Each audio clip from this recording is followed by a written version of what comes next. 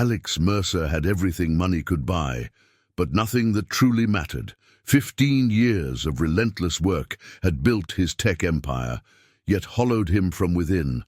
The highway stretched endlessly before him as he escaped another exhausting board meeting.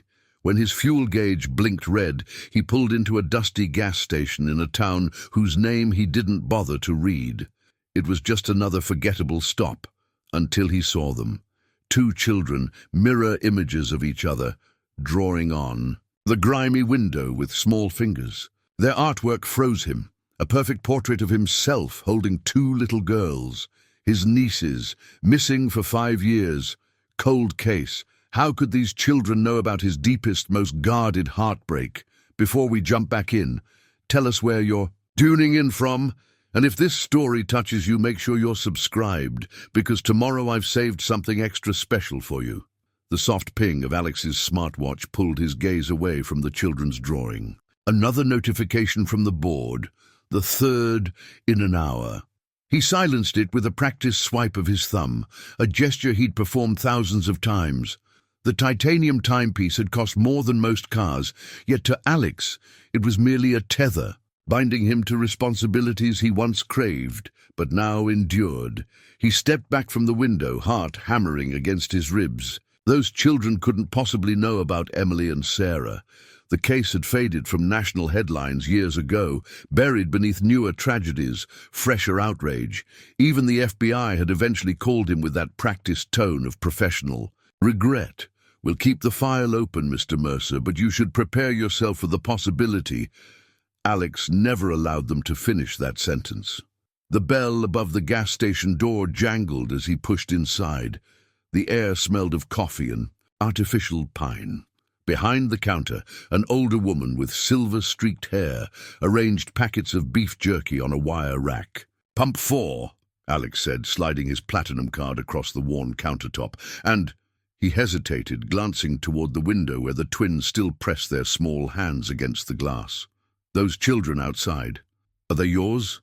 The woman's weathered face creased into a smile. "My grandkids, Tommy and Lily. They're quite the little artists, aren't they?" Alex nodded, fighting to keep his voice steady. "That drawing they're making, has someone shown them a picture of me before?" She squinted at him, really seeing him for the first time. "Can't say anyone has. They just draw what comes to them." She handed back his card. "You're welcome to talk to them if you'd like. They don't bite, most days." Outside, the twins had moved to a bench, heads bent together over a shared sketch pad. They looked up in unison as Alex approached, identical expressions of curiosity on their round faces. The boy held the pencil, but the girl pointed to where his next line should go. "That's a very interesting drawing," Alex said, kneeling to their level despite his tailored suit. "May I ask why you drew me holding those two little girls?" The twins exchanged a glance that seemed to contain an entire conversation. "You miss them," the girl, Lily, said simply. "They're lost," added Tommy, "but not gone forever." A chill ran down Alex's spine. "What do you mean?" "The sad girls in your heart," Lily said, tapping her own chest. "The ones from the pictures on the telephone poles." Alex's throat tightened. The missing persons posters, of course. His face had been on them alongside his nieces. But these posters had come down years ago, hadn't they? And how could these children possibly know the ache that still lived inside? "Him? Where did you see these pictures?" he asked carefully. Tommy pointed vaguely down the town's main street. "Everywhere. A long time ago." Alex's watch pinged again.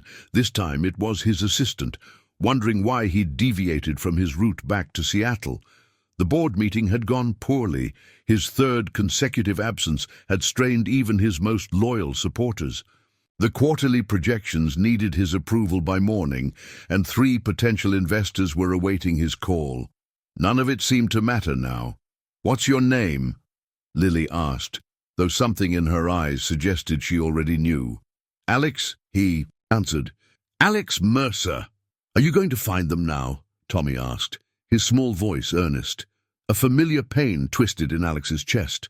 5 years of private investigators, rewards and dead ends had yielded nothing. He'd spent millions, leveraged every connection, begged every agency. His sister's daughters had vanished without a trace, and with them, the last remnants of his family. "I don't know how," he admitted, the words catching in his throat. The twins looked at each other again, communicating in that silent way that only they understood. "We can help," Lily said. "We see things sometimes." Their grandmother appeared. Behind them, hands gentle on their shoulders. "Come on now, you two. Time to head home for dinner." She smiled apologetically at Alex. "Don't mind them, sir. They have active imaginations." As she ushered the twins toward an old station wagon parked behind the building, Alex remained frozen, in place. The rational part of his mind, the part that had built a tech empire from nothing, the part that dealt in algorithms and probabilities, told him this was merely a strange coincidence. But another part, a part he'd nearly forgotten, existed, whispered that perhaps this was something more, a sign, a chance. A final opportunity to fulfill the promise he'd made at his sister's funeral, standing between two empty chairs that should have held her daughters. Alex looked down at his watch, at the dozens of notifications demanding his attention, then back at the twins disappearing into the distance. He made his decision. The motel at the edge of town, Pinewood, Alex had learned from the welcome sign, had seen better days. The neon vacancy sign flickered sporadically, casting intermittent red light across his rental car. He'd sent his driver home with the Bentley hours ago, making it clear that this unexpected detour was personal. In his sparse room, Alex pinned the faded missing persons poster to the wall. He always carried one, folded in his wallet behind his ID, a reminder of his greatest failure. The twins' grandmother had been right. These posters had once papered the town. 5 years ago, when hope was still fresh and the trail wasn't yet cold, Emily and Sarah smiled from the glossy paper. Their 5th birthday captured just weeks before they disappeared. They had their mother's eyes, Alex's sister's eyes. Melissa had been gone even longer than her daughters, taken by an aneurysm so sudden that Alex hadn't even made it to the hospital in time, too busy closing a deal in Tokyo that had added another billion to his company's valuation. His phone rang. Catherine, his COO, calling for the 5th time. "Alex, the board is threatening to invoke the emergency succession clause," she said without preamble when he finally answered. "Where are you?" "Taking some personal time," he replied, eyes fixed on his nieces' faces. "Personal?" She couldn't even finish the sentence, so foreign was the concept. "Alex, you haven't taken a personal day in the 15 years I've known you. There's a first time for everything. The Miyazaki deal." "Can wait," he cut in. "I need a few days, Catherine." The silence that followed was heavy with disbelief. "Is this about them? The girls?" Her voice softened. "Alex, it's been 5 years." He closed his eyes. "I know exactly how long it's been, to the day, to the hour." After ending the call, Alex opened his laptop. The familiar motion brought a pang of something like shame. How many times had he chosen this screen over searching for his nieces, over grieving his sister, over any meaningful human connection? He pulled up the file he'd compiled during those frantic first months after the abduction. Police reports, interview transcripts, timelines, suspect lists, all meticulously organized, all ultimately useless. The facts were simple, if brutal. Emily and Sarah Mercer, 5-year-old twin girls, had vanished from a park near their home. While under the care of their nanny, the nanny had turned away for less than 2 minutes to help another child who had fallen. When she looked back, the twins were gone. No witnesses, no ransom demands, no evidence of what had happened. Detective Isabella Rivera had led the investigation. Alex remembered her clearly. Mid-40s, perpetually exhausted, with a steady gaze that never promised more than she could deliver. Unlike the others, she never patronized him with false hope. "Mr. Mercer," she'd told him 3 months into the search, "I want you to understand something. I will never stop looking for your nieces, but I need you to prepare yourself for the possibility that we may never know what happened to them. He'd nearly fired her on the spot, using his influence to demand someone more optimistic. Now, with 5 years of perspective, he recognized her honesty as a kindness. A knock at the door startled him. The motel manager stood outside, a middle-aged woman with kind eyes and worry lines. "Mr. Mercer, I'm Sarah Langley. I run this place." She offered a tentative smile. "Martha from the gas station called, said you might need this." She handed him a paper bag. Inside was a sandwich, an apple, and a note. "The twins want to see you tomorrow. 10 a.m. at the diner on Main. Martha." "You knew my sister," Alex said suddenly, the realization hitting him as he studied Sarah's face. Her expression confirmed it before she spoke. "Melissa used to stay here sometimes. Before—" She gestured vaguely. "I'm so sorry about her." "About the girls? Why did she come to Pinewood?" Alex asked, the question emerging from a place of long-suppressed curiosity. Melissa had never mentioned this town. Sarah hesitated. "I think that's something better discussed tomorrow. With Martha and the twins." She stepped back. "Get some rest, Mr. Mercer. You look like you haven't slept properly in years." That night, lying on the lumpy motel mattress, Alex stared at the water stains on the ceiling. For the first time in 5 years, a dangerous emotion was taking root. In his chest, hope morning in Pinewood arrived with a clarity that felt almost intrusive after years of waking to Seattle's protective fog. Alex sat in a corner booth at Maggie's diner, nursing a cup of coffee that tasted nothing like his usual single-origin pour-over, yet somehow better. The establishment buzzed with the comfortable hum of small-town life. Farmers in worn caps occupied the counter stools, while a group of elderly women commandeered the large round table by the window, armed with knitting needles and knowing glances. When Alex had entered, conversations had momentarily paused, curious eyes taking his measure before returning to their own affairs. The bell above the door chimed at precisely 10 o'clock.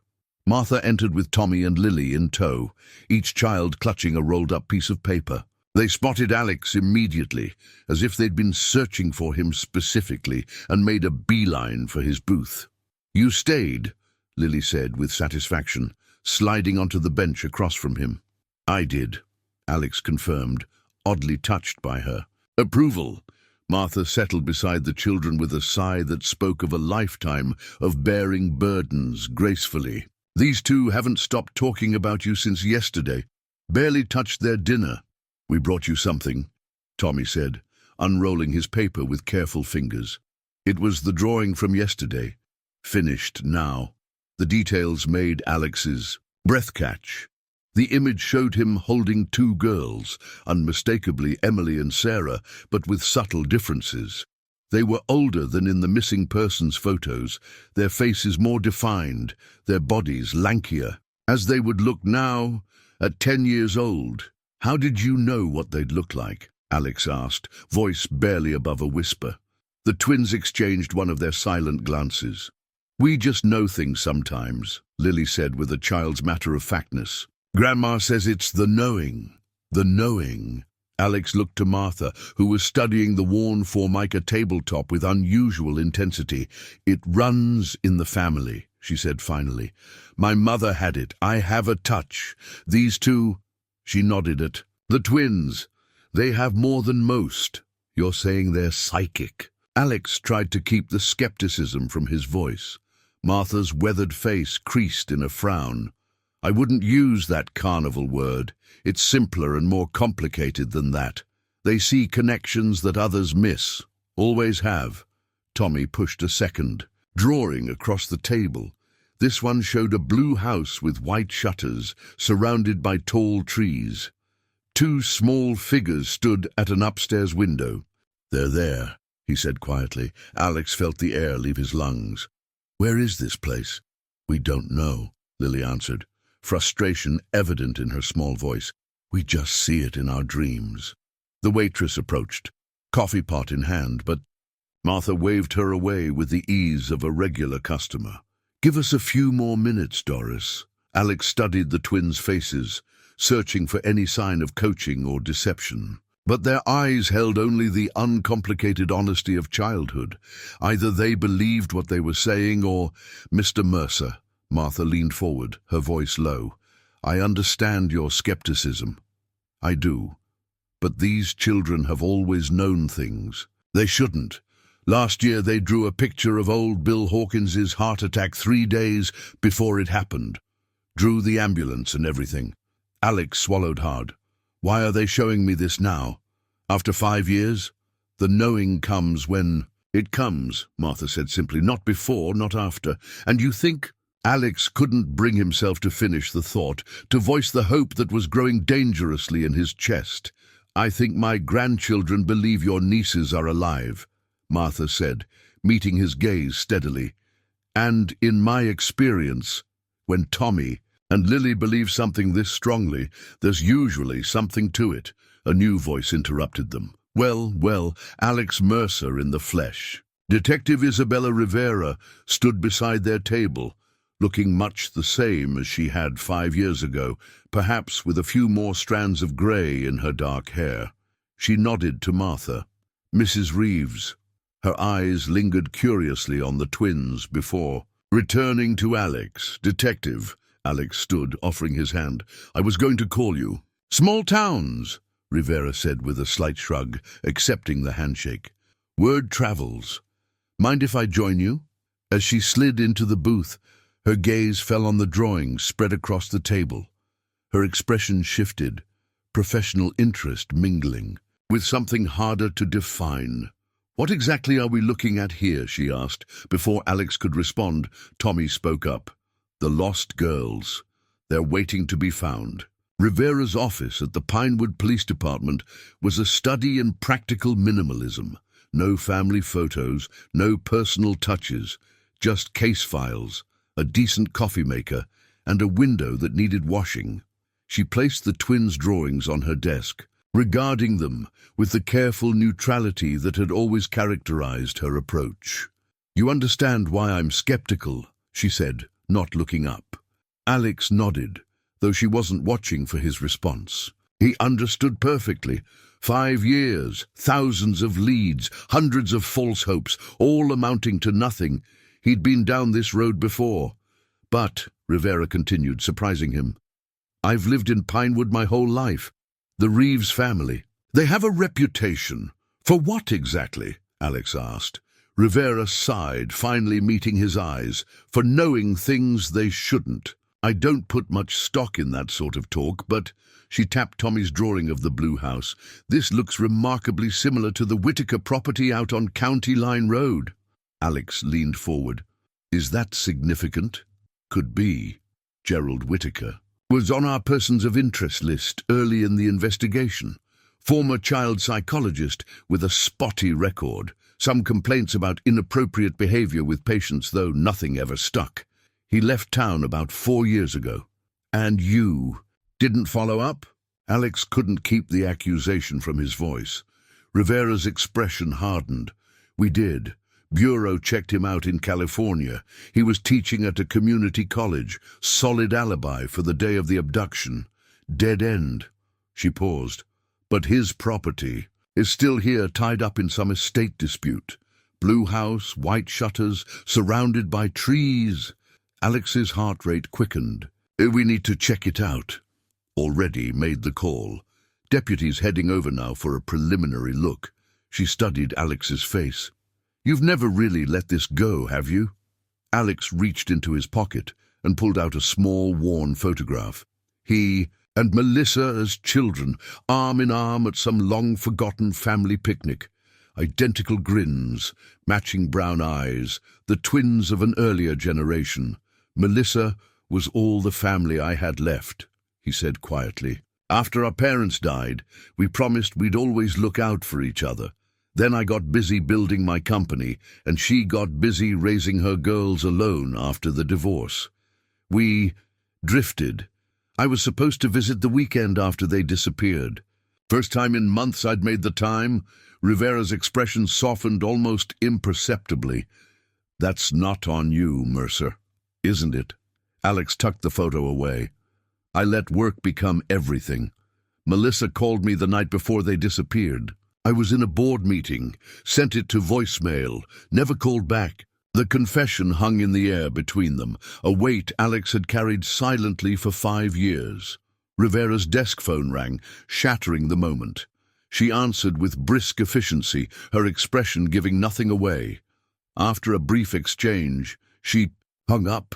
"Deputies at the Whitaker place," she reported. "No signs of recent occupation, but he found something interesting. Children's toys in one of the upstairs bedrooms. Relatively new, not matching the age of anything else in the house." Alex was on his feet before she finished speaking. "Let's go." "Hold on." Rivera raised a hand. "This is still a police matter. I'll go check it out and I'll call you if—" "I'm going," Alex said, his tone making it clear this wasn't a request. "Either with you or on my own." Their standoff was interrupted by a knock. Sarah Langley from the motel stood in the doorway, looking uncomfortable in the police station. "Sorry to interrupt," she said. "Martha called, said you both were here." She held out a manila envelope. "I should have given you this last night, Mr. Mercer. Melissa left it with me. Made me promise I'd keep it safe. Only give it to you if you ever came looking." Alex took the envelope with unsteady hands. Inside was a handwritten letter and a small silver key. "Alex, if you're reading this, something's happened to me or the girls. There are things I haven't told you, dangers I hoped we'd never face. The safety deposit box at Pinewood First National, key enclosed, contains everything you need to know. I'm sorry for the secrets. Know that I never doubted you'd come if we needed you. Love always." Mel. The letter was dated 1 week before his nieces disappeared, 2 weeks before his sister's death. Alex looked up at Rivera, who had read the letter over his shoulder. "Still think this is just small-town superstition?" he asked.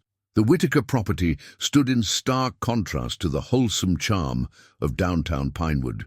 Set back from the road, partially hidden by overgrown pines, the blue house had the forlorn look of a place abandoned to time and elements. Paint peeled from the shutters like skin after a bad sunburn. The front porch sagged slightly to the left. "Stay behind me," Rivera instructed as they approached, her hand resting on her holstered weapon. Alex barely heard her. His focus had narrowed to the upstairs window where, in Tommy's drawing, 2 small figures had stood watching. The glass reflected only clouds now. Inside, the house smelled of dust and disuse. Deputy Michaels, a young officer with an earnest face, met them in the foyer. "Checked all the rooms, Chief," he reported. "No signs of recent habitation on the ground floor. Some footprints upstairs, but they're mine from the first sweep." "Show me the bedroom with the toys," Rivera said. As they climbed the creaking stairs, Alex's laptop chimed from his bag. Another urgent message from the office. A week ago he would have responded immediately, regardless of circumstances. Now he silenced it without a second thought. The bedroom was small and sparsely furnished. A twin bed with a bare mattress, a dresser with peeling veneer, a bookshelf containing outdated encyclopedias and medical journals, and incongruously a collection of children's toys scattered across a faded area rug. Alex knelt beside them, heart pounding. A stuffed elephant, worn from frequent handling, a set of plastic building blocks, colored pencils and a sketchbook. He opened the sketchbook with trembling fingers. The first few pages contained simple drawings, flowers, trees, a cat. But midway through, the style changed, became more sophisticated. The images darker, a tall man with an angry face, a locked door, 2 girls holding hands. "Rivera!" Alex called, his voice strained. "Look at this." The detective crouched beside him, flipping through the pages with latex-gloved hands. Her professional composure slipped momentarily. "These could have been drawn by anyone," she said, but the doubt in her voice was evident. Alex turned to the last used page. The drawing showed 2 girls sleeping in the very room they now stood in. In the corner, barely visible, were the initials, EM and SM, Emily and Sarah Mercer, Alex whispered. Rivera stood abruptly. Michaels, call in the crime scene unit. Full forensic workup. She turned to Alex. We need to access that safety. Deposit box. Now. The drive back to town passed in tense silence. Alex's mind raced, trying to reconcile the evidence before him. His sister's cryptic letter, the twins' uncanny drawings, the abandoned house with children's toys that seemed to confirm both. After 5 years of dead ends, the case had suddenly lurched forward, leaving him dizzy with possibility and fear. At Pinewood First National, the bank manager escorted them to the vault with the efficient deference reserved for law enforcement and the wealthy. Alex was acutely aware that he embodied both categories. The safety deposit box contained a single USB drive and another handwritten note. Everything's on the drive. Password, remember Summer Lake 2009. Be careful who you trust. Love, Mel. Rivera led him to the bank's conference room, where Alex connected the drive to his laptop. The password, a reference to the last family vacation they'd taken together before, their parents' accident, granted access to a folder containing dozens of files. She was investigating something, Alex murmured, scanning the documents. Financial records, emails, photographs. One image made him pause. A group photo at what appeared to be a corporate retreat. In the center stood Alex's former business partner and co-founder of Mercer Tech, David Landon. Beside him, smiling uncomfortably, was Gerald Whitaker. That's Whitaker? Rivera asked, pointing to the man Alex was staring at. Yes, standing next to David Landon. Alex's mouth had gone dry. My co-founder at Mercer Tech. Your business partner knew Whitaker? Rivera's voice sharpened. Apparently. Alex continued scrolling through the files, finding more connections. Emails between Landon and Whitaker discussing the project, financial transfers, references to subjects and conditioning. His phone rang. Catherine again. I need to take this, he told Rivera, stepping away from the laptop. Alex, the board's voted, Catherine said without preamble. They've invoked the emergency succession clause. David Landon has been named interim CEO. Alex's world tilted sideways. David? When? Emergency meeting this morning. I tried to stop it, but it's fine, Alex interrupted, his mind making connections that chilled him to the bone. I need you to do something for me, Catherine. Quietly, check David's travel records for the past 5 years, specifically any trips to a town called Pinewood. Rivera was watching him intently when he returned to the table. My business partner just had me removed as CEO, Alex said, his voice steady despite the earthquake happening within. The same business partner who apparently knew Gerald Whitaker. The same business partner who now has complete access to my company, my resources, and my life's work. Rivera's expression darkened. We need to talk about your sister, Mr. Mercer. I think it's time you learned why she really came to Pinewood. Pinewood Elementary School had the timeless quality of rural education. Brick facade, hopscotch-lined playground, children's artwork adorning every available surface. As Alex followed Rivera through the hallways, he felt conspicuously out of place in his designer clothes, like a peacock among sparrows. Ms. Holloway has been teaching here for 20 years, Rivera explained. She had the twins in her class last year, and... And? Alex prompted when she hesitated. She taught your nieces, too. For a few weeks, at least. Alex stopped walking. What? That's impossible. Emily and Sarah never lived here. Rivera's expression was carefully neutral. According to school records, they were enrolled briefly under their mother's maiden name, Parker, withdrawn after less than a month with no forwarding information. Before Alex could process this revelation, they reached a classroom vibrant with finger paintings and construction paper creations. A slender woman with prematurely silver hair looked up from her desk. Detective Rivera, she greeted warmly, then turned curious eyes to Alex. And you must be Mr. Mercer. Martha called to say you might stop by. Of course she did, Alex thought. In Pinewood, everyone seemed to be expecting him, as if his arrival had been foretold. "Thank you for seeing us, Miss Holloway," he said. "Please call me Ellen." She gestured to a reading nook with adult-sized chairs. "Martha mentioned you were interested in Tommy and Lily's artwork." "Yes," Alex confirmed, settling into a chair that creaked under his weight. "I understand they have a unique perspective."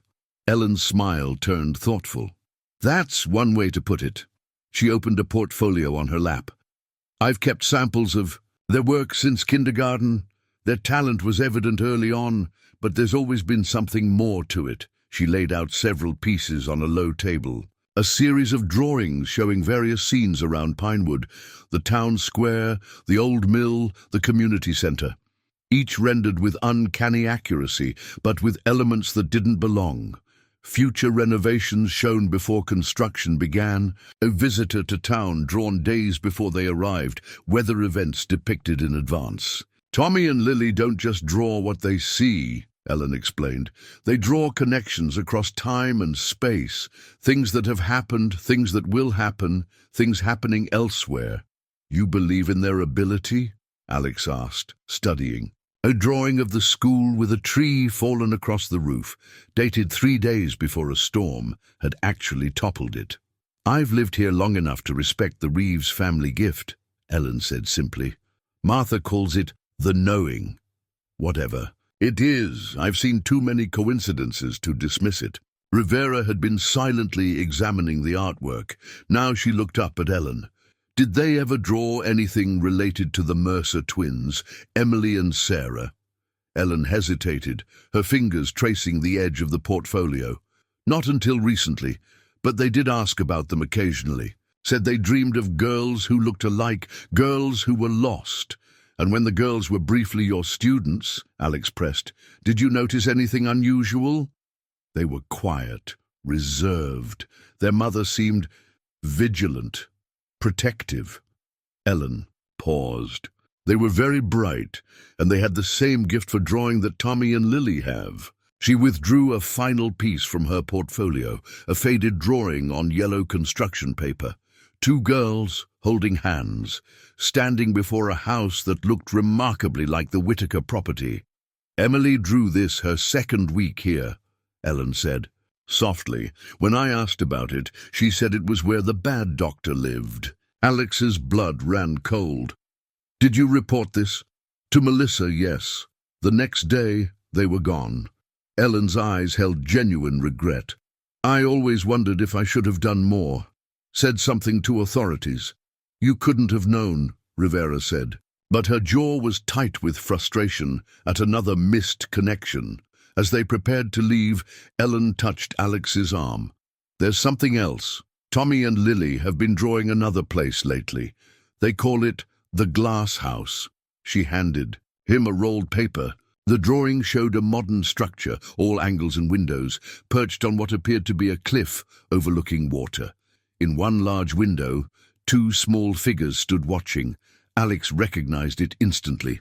"That's my house on Puget Sound." Rivera's phone buzzed.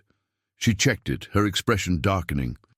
"Lab results from the Whitaker house. They found partial fingerprints on the toys. Not enough for a complete match, but consistent with samples we had from Emily and Sarah's belongings." "They were there," Alex whispered. "Recently. There's more," Rivera continued. "Background check on Whitaker turned up something interesting. Before becoming a child psychologist, he specialized in behavioral research.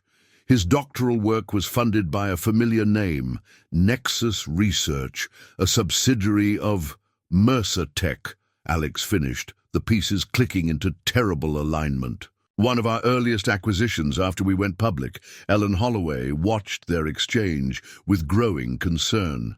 "Mr. Mercer, the twins wanted me to tell you something if you came by." She lowered her voice. "They said, the girls are moving again, soon."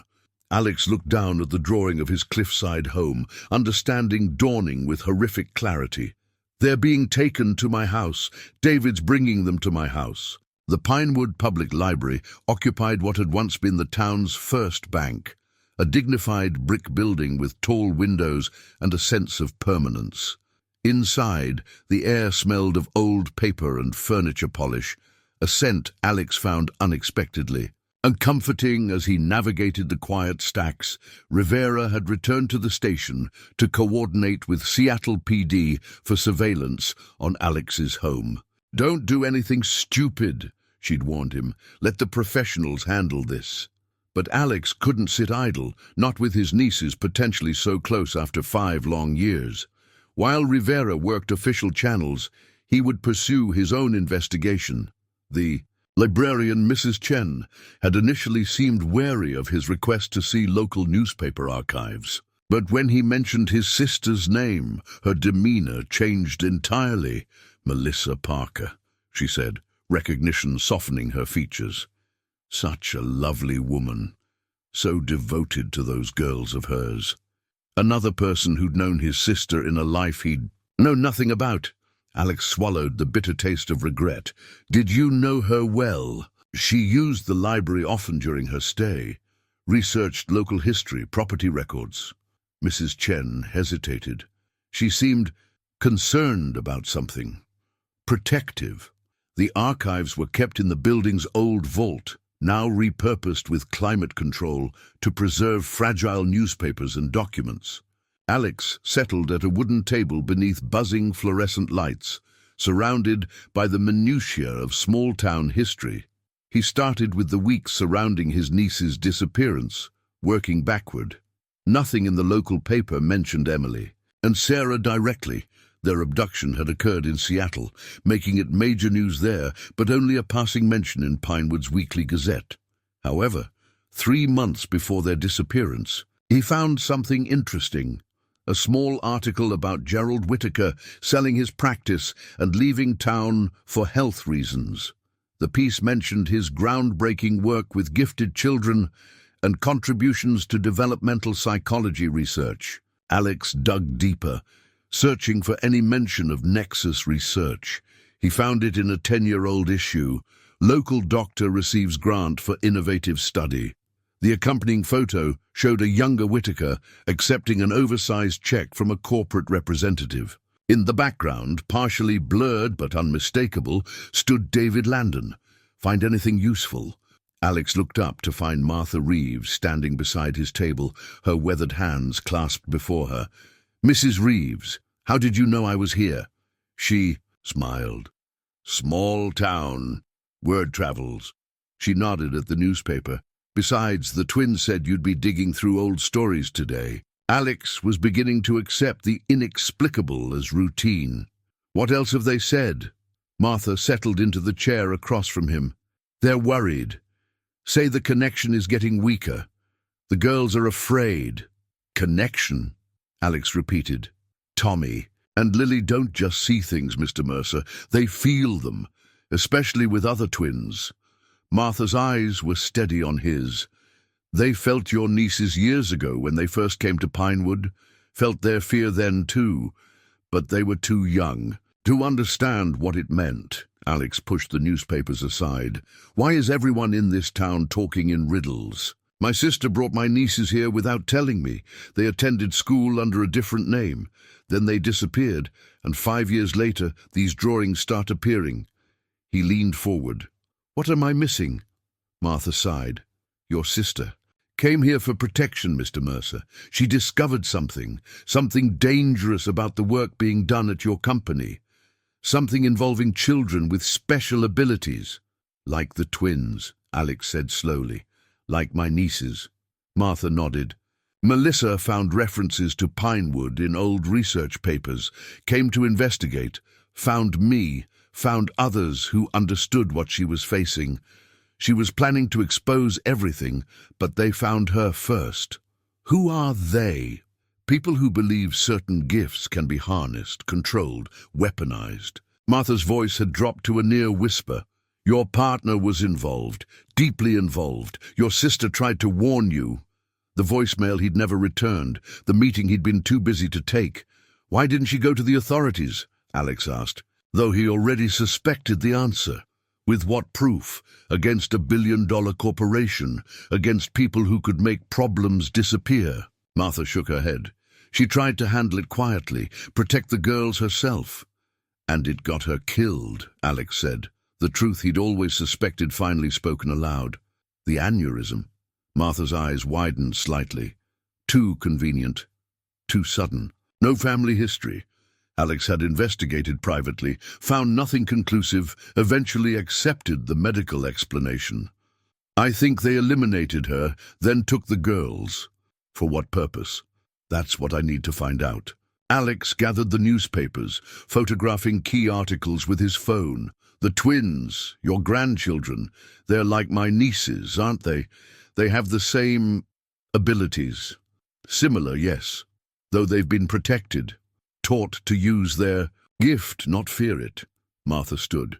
There's something else you should see, something Melissa left with Sarah Langley besides that letter. Come with me. As they exited the library, Alex's phone chimed with a text from Rivera. Seattle PD confirms activity at your house. 2 black SUVs arrived an hour ago. Team in place but maintaining distance per protocol. Alex showed Martha the message. We need to hurry. Her expression was grave. Yes, but you need to understand what you're truly dealing with before you go charging in. Some battles can't be won with money or influence, Mr. Mercer. What kind of battle is this? Martha's answer chilled. Him to the bone. One for the souls of children who can see beyond the veil of ordinary reality. One your sister gave her life fighting. Sarah Langley's home sat behind the motel, a modest craftsman with a deep porch and window boxes erupting with geraniums.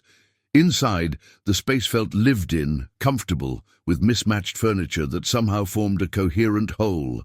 Alex perched, awkwardly on a floral sofa that had seen better decades, while Martha settled into what was clearly her usual armchair. Tea? Sarah offered, but Alex shook his head. You said Melissa left something else with you. Sarah and Martha exchanged a glance laden with unspoken communication. Then Sarah disappeared into another room, returning with a weathered, leather-bound album. Your sister spent a lot of time here, Sarah explained, placing the album on the coffee table between them. We became close. The way she said it made Alex look up sharply. He saw it then, the depth of loss in her eyes, the way she handled the album with reverent fingers. Not just friendship. You and Melissa were together, yes. Sarah met his gaze steadily. She never told you about us, about any of this. She wanted to keep you separate, safe. Alex felt a fresh wave of grief for the sister he'd thought he knew. She always protected me, even when we were kids. I should have been protecting her. She made her choices, Sarah said without judgment. Open the album. The first pages contained what he expected, photographs of Pinewood, of Sarah and Melissa together, of the twins playing in a garden. But midway through, the content changed. Newspaper clippings, research papers, photographs of children with identical case numbers written on their clothing. What am I looking at? Alex asked, though dread was already pooling in his stomach. Evidence, Martha said, of a research program stretching back decades. Children with special perceptive abilities, studied like lab rats. Sarah turned a page, revealing a yellowed photograph of a group of researchers. In the center stood a much younger Gerald Whittaker. It started as legitimate research into cognitive development. But when they discovered children with unusual talents, precognition, remote viewing, telepathic connections between twins, it evolved into something darker. Project Looking Glass, Alex read from a document header, funded by a series of shell companies, Sarah confirmed, all eventually tracing back to what would become Mercer Tech. Your partner, David Landon, was involved from the beginning. Long before he met you, Alex felt sick. He approached me in college, said he'd been following my work, wanted to collaborate. The memory, once a source of pride, now tasted like ash.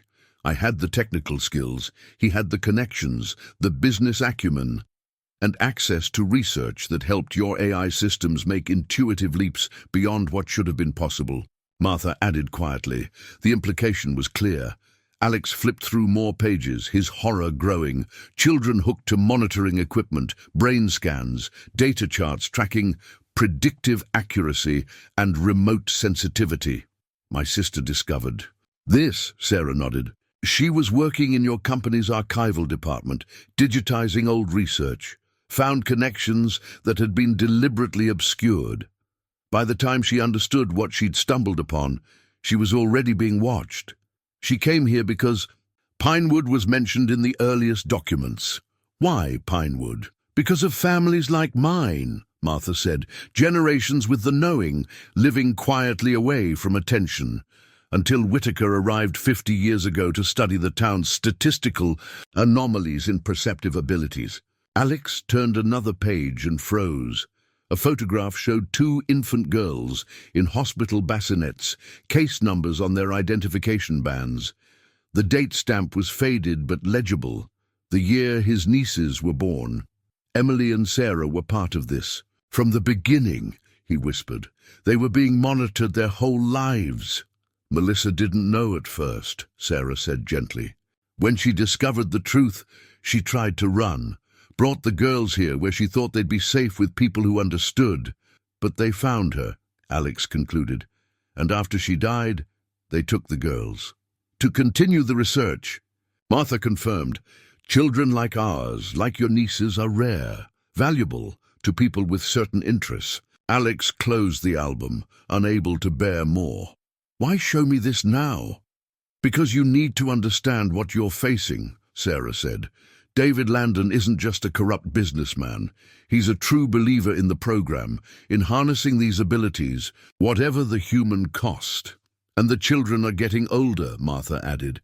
Tommy and Lily say the girls' abilities are growing stronger, harder to control. That's why they're being moved. The facility at your house has equipment to contain. What's awakening in them? Alex's phone buzzed with a call from Rivera. We have a problem, she said without preamble. Seattle PD lost visual on your house. Some kind of security system activated blocked their surveillance. They're requesting backup before approaching. Don't have time for that, Alex said, already standing. I'm going there now. Mercer, don't... He ended the call, turning to Martha and Sarah. I need your help, and I need to speak with the twins. What are you planning? Sarah asked warily. Something Melissa would have done, Alex answered. Something long overdue. The dirt road leading to the abandoned cabin stretched before them like a warning. Overhead, the sky had darkened with approaching rain, matching Alex's mood as Rivera's SUV bounced over rutted earth. They'd compromised. He wouldn't rush to Seattle alone if she would help investigate one final Pinewood lead first. This is a waste of time, Rivera muttered, knuckles white on the steering wheel. The girls are at your house, not here. Tommy and Lily insisted, Alex replied, his gaze fixed on the twins in the back seat. They sat silently holding hands, their faces solemn with purpose. Martha had been reluctant to involve them, but ultimately conceded when they'd proclaimed with eerie certainty, we need to see the bad doctor's other house. The cabin appeared suddenly around a bend, a dilapidated structure of rough-hewn logs and sagging roof. Unlike the blue house in town, this place had been deliberately hidden, unmarked on any property records Rivera could find. Stay in the car, she instructed the twins, who nodded without argument. To Alex, she added, stay behind me. I mean it this time. The cabin door hung partially open, wood swollen with dampness. Rivera drew her weapon, using her flashlight to illuminate the gloomy interior. Dust motes danced in the beam, disturbed by their entrance. At first glance, the space appeared abandoned, a simple one-room structure with minimal furniture and a small kitchenette. But as Rivera's light swept across the floor, Alex noticed an irregularity in the rough-hewn planks. There, he pointed, is that a trap door? Rivera directed her beam downward, revealing a metal ring partially hidden beneath a threadbare rug. Cover me, she said, handing Alex her spare flashlight before holstering her weapon to pull on the heavy door. It opened with a protesting groan, revealing a steep staircase descending into darkness. The smell that rose from below made Alex recoil. Damp, earth mixed with antiseptic and something less identifiable, something that raised the hair on his neck. "Police!" Rivera called down, her voice echoing strangely. When no response came, she began her descent, gun drawn again.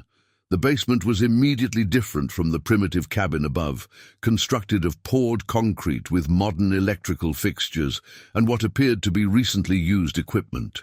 A generator hummed in one corner. Metal tables lined the walls, bearing computers and monitoring devices that Alex recognized as medical grade but modified for purposes he couldn't determine. "What is this place?" Rivera whispered, though there was clearly no one present. Alex approached one of the monitors, noting the Mercer Tech logo on its housing. "These are our neural interface prototypes, not even in production yet. Look at this," Rivera called from across the room. She stood before a large corkboard covered with photographs and notes.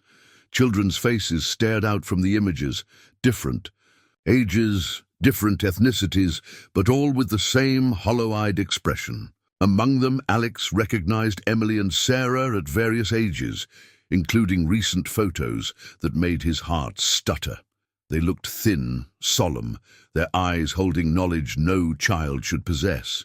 "My God," he breathed. "They've been monitoring them. All along. Testing them." Rivera was studying a map pinned to the board. Red pushpins marked locations across the country, with dates and initials beside each. These must be other test subjects, other children. Alex's attention had shifted to a desk in the corner. He rifled through the papers scattered across its surface, finding research notes, data tables, and, his breath caught, a memo on Mercer Tech letterhead. Phase 3 trials showing unprecedented success. Subjects EM and SM demonstrating 87% predictive. Accuracy under controlled conditions. Recommend accelerating final testing protocols before full integration with Nexus AI architecture. But DL David was using my nieces to enhance our AI systems, Alex said, the reality of the betrayal hitting him like a physical blow. Using their abilities to make our predictive algorithms unbeatable. A child's voice interrupted from the stairwell. "They made us draw too." Alex and Rivera turned to find Tommy and Lily standing at the bottom of the stairs, their small faces pale in the dim light. "I told you to stay in the car," Rivera said, but without real anger. "We needed to see," Lily replied simply. Tommy approached, the corkboard, standing on tiptoe to touch one of the photographs of Emily and Sarah. "They're like us, but they can't control it. It hurts them when they see too much." "You've connected with them?" Alex asked, kneeling to the boy's level. Tommy nodded. "Sometimes, when they're sleeping, they show us things. Like this place," Lily added. "They were here before. The bad doctor made them look at pictures and tell him what would happen next." "Precognitive testing," Alex murmured, the technical term feeling obscene when applied. "To children, to his nieces." "We have to hurry," Tommy said suddenly, his eyes going unfocused. "They're waking them up for the big test." "What big test?" Rivera asked. But it was Lily who answered, her voice taking on an uncanny maturity. "The one that will let the machines see everything, past and future. They're going to plug the girls into the system permanently." Alex's phone rang, Catherine calling again. This time he answered immediately. "Alex, something's happening," she said, her voice tight with urgency. "David's called an emergency demonstration for the board and major investors. He's promising a quantum leap in our predictive AI capabilities. It's happening tonight at your house." "Catherine, listen carefully," Alex said.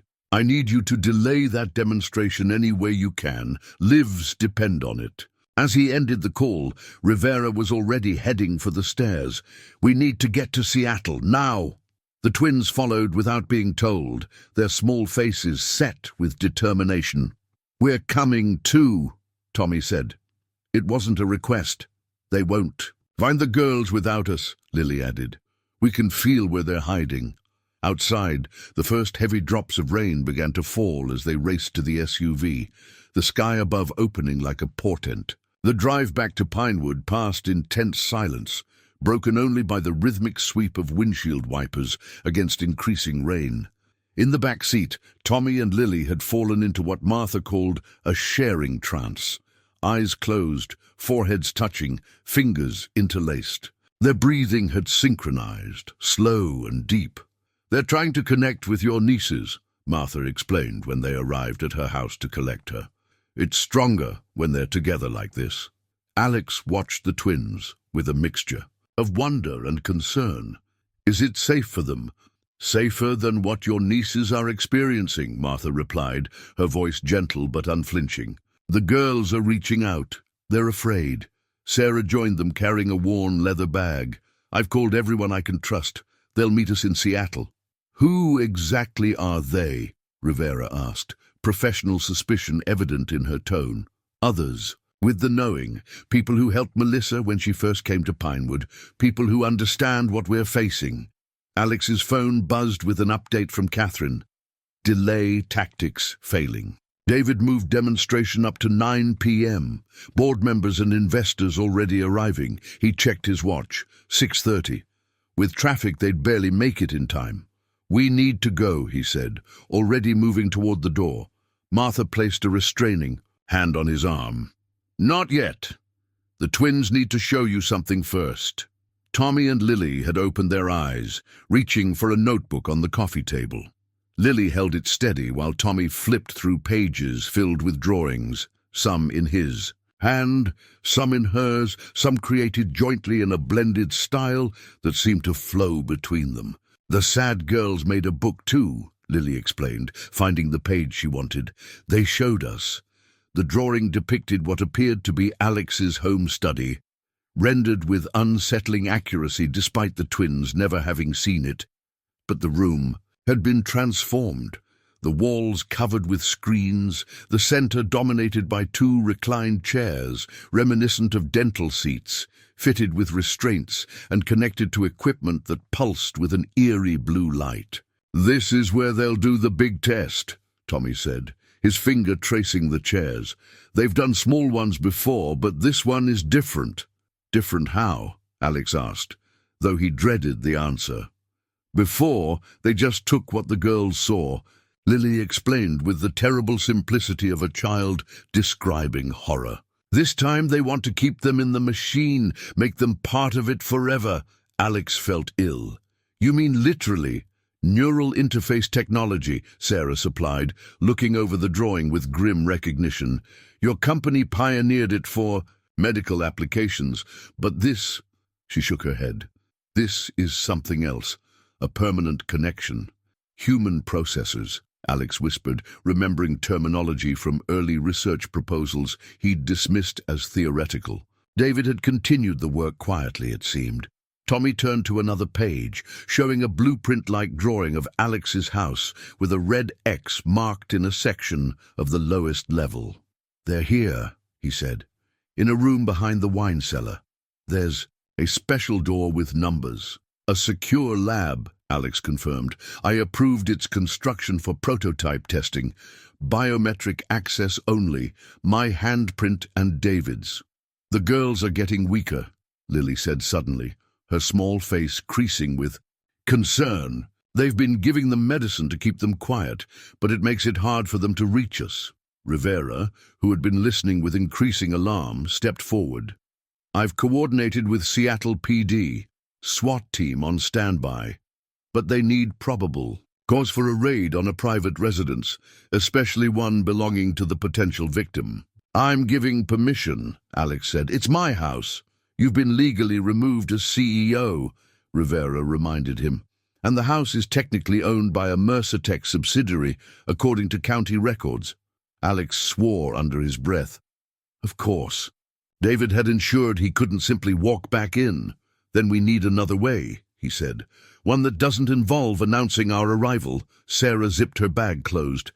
"That's where we come in. Melissa created contingencies, Alex." She knew this.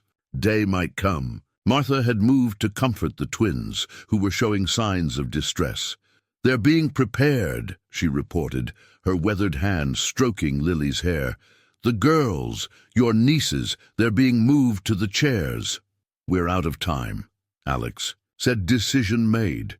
Rivera, coordinate with Seattle PD. Keep them ready but at a distance. The rest of us will use Sarah's contacts to get in quietly."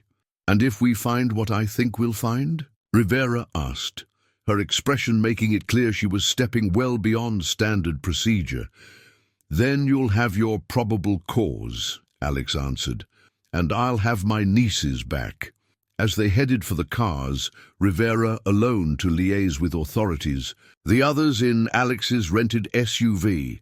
Tommy tugged at his sleeve. "The bad doctor will be there," he said, his young voice solemn. "Whitaker?" Tommy nodded. "He's the one who makes the medicine, the one who hurts them when they don't see right." "And there's something else," Lily added, her eyes troubled. "The girls showed us a secret about why they took them, about why they picked them specially." "What secret?" Alex asked, kneeling to her level. Lily glanced at her brother, who gave a small nod of permission. "The sad girls are special because of who their daddy is," she said. "Their real daddy," Martha inhaled sharply. "Lily, are you certain?" The little girl nodded. "They have his blood. That's why the knowing is so strong in them." "Whose blood?" Alex asked, though a terrible suspicion was already forming. "The bad doctor," Tommy answered. "He used his own secret ingredient when he made them." "Made them?" Alex repeated the word, landing like a blow. "Melissa used a donor," Sarah explained quietly. "Anonymous through a clinic. She never knew Whitaker," Alex concluded, the final piece locking horribly into place. "He's not just their researcher, he's their biological father." Twilight had descended by the time they reached Seattle, the city's lights glimmering against a backdrop of persistent rain. From the highway, Alex could see Puget Sound stretching into darkness, whitecaps visible even at a distance. He'd once found peace in that view. Now it felt like the edge of an abyss. Sarah directed him to a nondescript coffee shop in Fremont, several miles from his cliffside home. Inside, a group of 5 people waited at a back table, their expressions shifting, from wary to welcoming when Sarah entered. "Melissa's brother?" asked a grey-haired man with weathered features and a professor's bearing.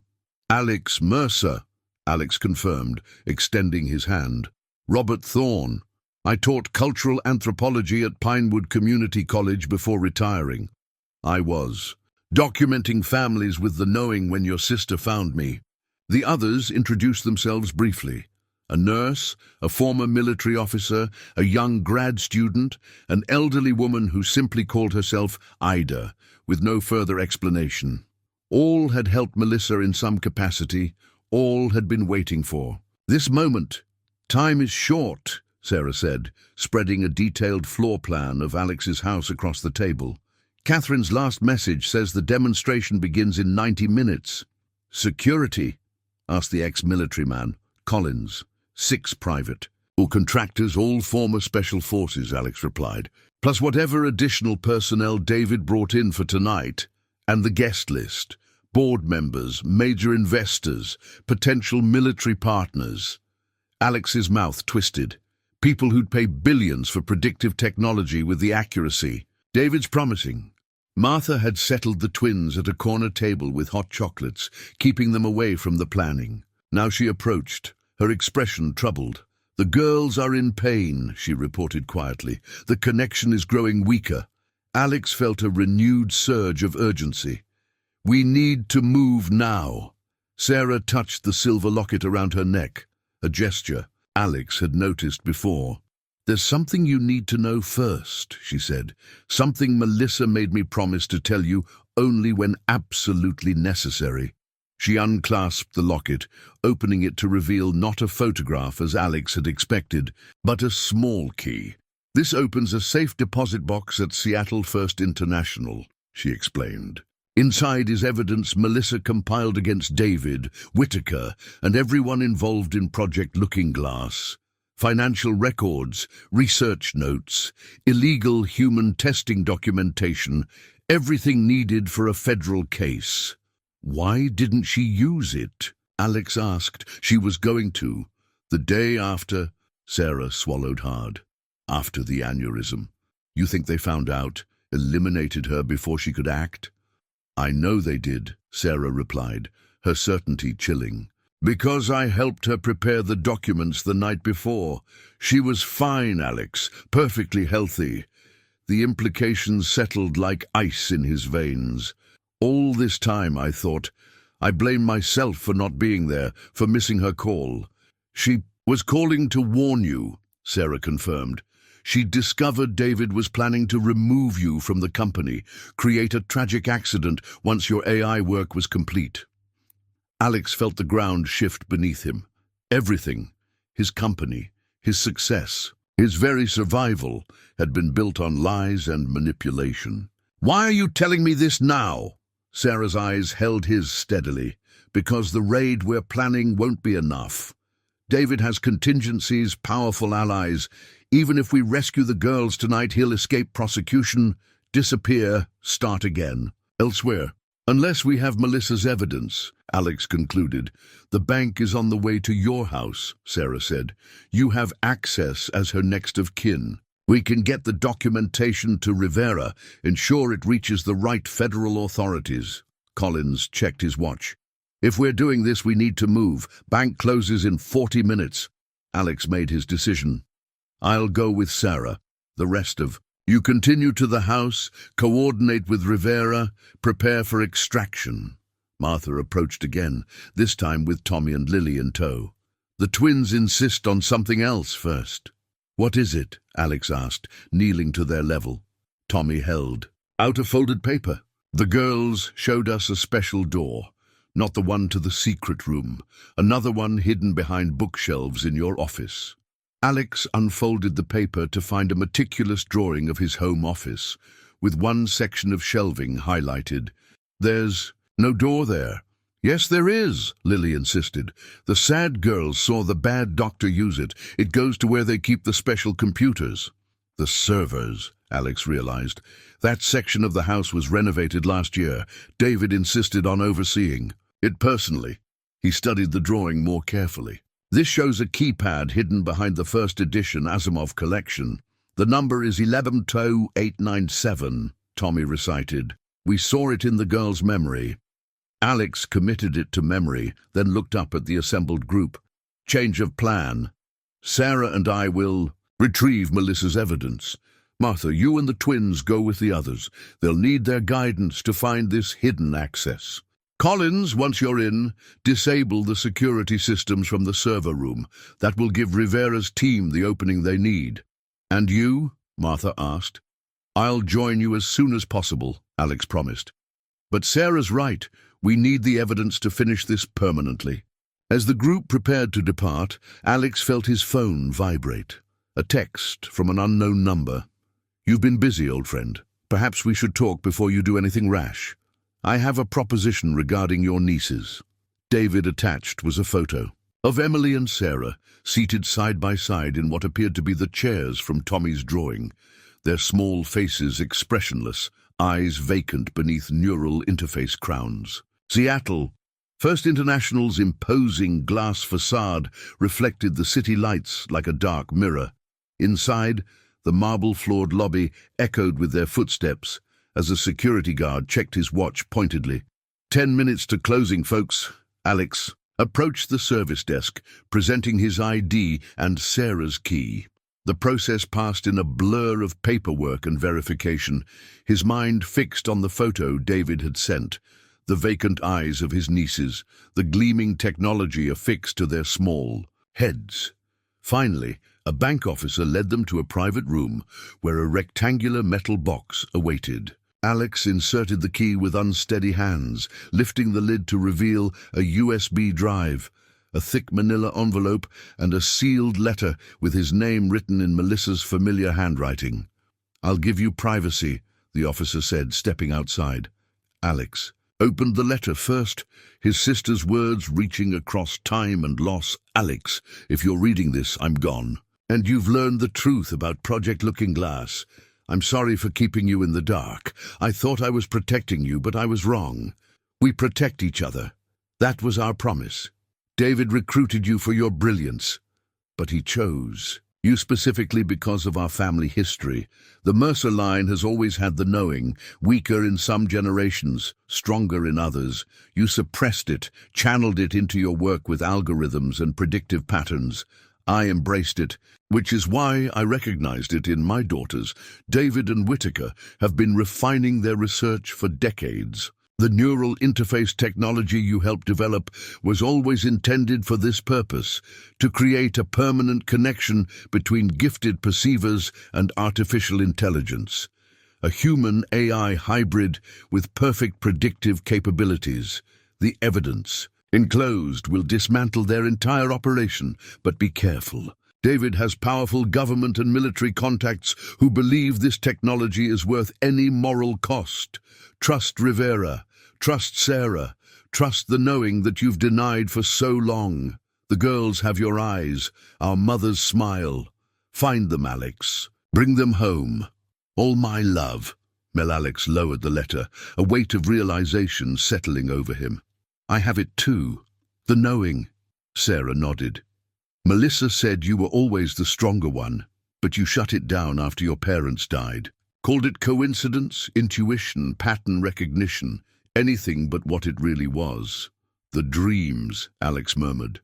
I used to dream solutions to coding problems, stock market shifts, but I attributed it to subconscious processing.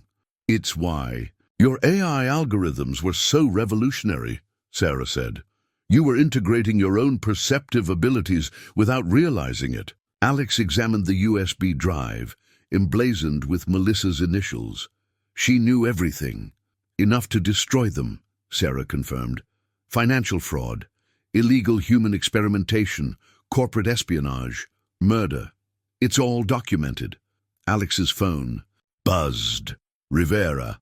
Team in position, waiting for your signal. He texted back, proceed in 20 minutes with or without me. Then he turned to the manila envelope, finding more documents, photographs, and a small device he recognized as a neural dampener. Technology his own company had developed to protect sensitive electronics. What's this for?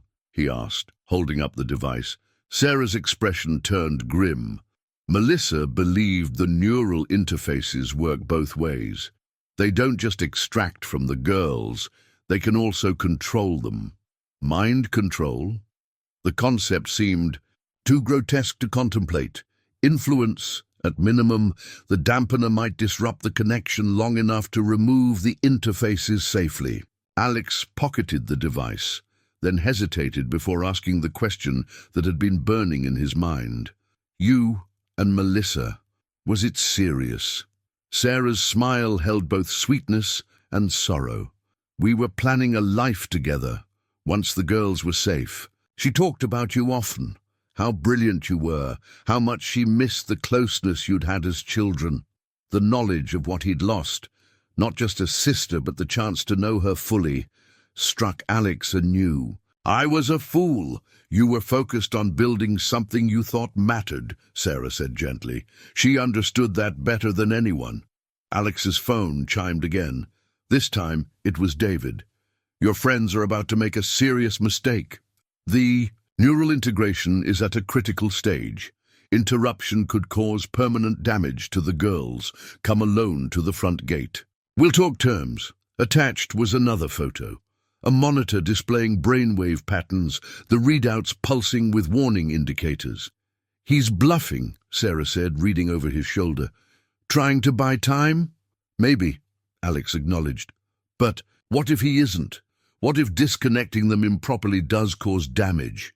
The dampener should prevent that, Sarah insisted. Melissa designed it specifically for this scenario. Alex gathered the evidence, securing the USB drive and key documents in his pockets.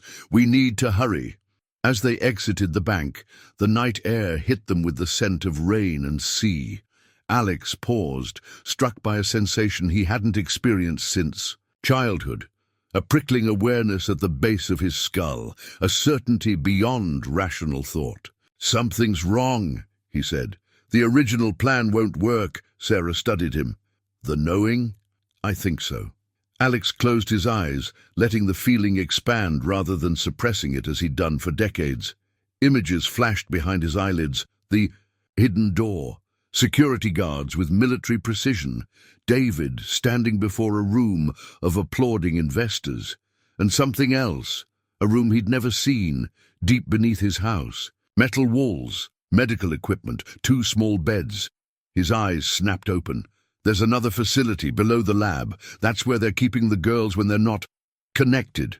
Are you sure? As sure as Tommy and Lily are about their visions. Alex was already moving toward their car. We need to warn the others. The entry point they're planning to use, it's being watched. As Sarah reached for the passenger door, a black SUV screeched around the corner, cutting off their access. 2 more appeared, boxing them in completely. Men in tactical gear emerged, weapons raised. "Mr. Mercer," one called out. "Dr. Landon would like to speak with you." Alex pushed Sarah behind him, scanning for escape routes and finding none. "Run," he whispered. "Get the evidence to Rivera." "I'm not leaving you," she hissed back. "You have 2..." Alex pressed the USB drive and envelope into her hands. "For the girls, for Melissa." As the armed men approached, Alex stepped forward, drawing their attention. "I'll come peacefully," he announced, "but only to speak with David directly." Sarah seized the momentary distraction to slip between parked cars, disappearing into an alley before the guards could respond. "Sir, we have orders to bring both of you in," one guard protested. "Then you've failed half your mission," Alex replied calmly. "Shall we go? I believe I'm expected." Alex's home had always felt more like a showcase than a residence, a glass and steel monument to success rather than a place for living. Now, as the security team escorted him through the familiar modern entryway, it felt like entering an enemy fortress. The great room buzzed with activity. Tech crew members made final adjustments to an elaborate presentation setup. Catering staff arranged hors d'oeuvres on silver platters. In the center of it all stood David Landon, resplendent in a tailored suit, his silver hair perfectly coiffed, his smile practiced and polished as he chatted with early arriving board members. That smile faltered momentarily when he spotted Alex, then reasserted itself with renewed brilliance. "Alex, perfect timing." He excused himself from the conversation and approached, clapping Alex on the shoulder with the familiarity of an old friend. "I'm so glad you decided to be reasonable." "Where are they, David?" Alex asked quietly, shrugging off the false camaraderie. "Safe, comfortable, fulfilling their extraordinary potential."